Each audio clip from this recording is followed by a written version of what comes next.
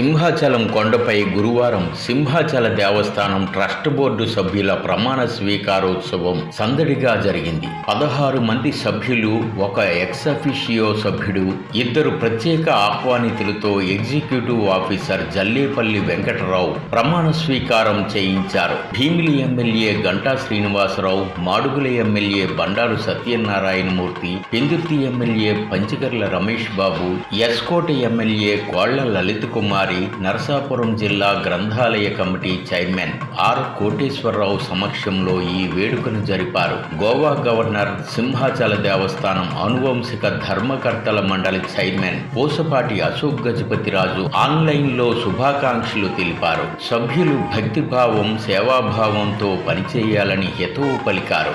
Ex officio సభ్యునిగా ప్రధానార్చకులు గొడవర్తి శ్రీనివాసాచార్యులు వారు నియమితులయ్యారు. సభ్యులుగా మాకెన సీతారాం పాత్రుడు, కసిరెడ్డి దామోదర్, చలమూరి భారతి, కరక దేవుడు, కనకాల మురళీమోహన్, వెంపడాపు అన్నపూర్ణ, బీతాల నీరజ లక్ష్మీ కుమారి, డాక్టర్ బండ్ల ధరణి, నీతల మహేష్, పెద్దిరెడ్డి ఉషశ్రీ, లలిత జ్యోతి, గుత్తికొండ శ్రీలత, సుసరపు గణపతిరావు, చల్లాంకి జ్ఞానేశ్వరి, పావులూరి శ్రీనివాసరావు నియమితులయ్యారు. వీరితో పాటు ప్రత్యేక ఆహ్వానితులుగా బొక్కం స్వామినాయుడు, వేదుల దక్షిణామూర్తి నియమితులయ్యారు. శ్రీ వరాలక్ష్మి నృసింహస్వామి వారి దేవస్థానం సింహాచలం ధర్మకర్త అయిన నేను ప్రత్యక్షముగా కానీ పరోక్షముగా కానీ ధర్మకర్తగా నా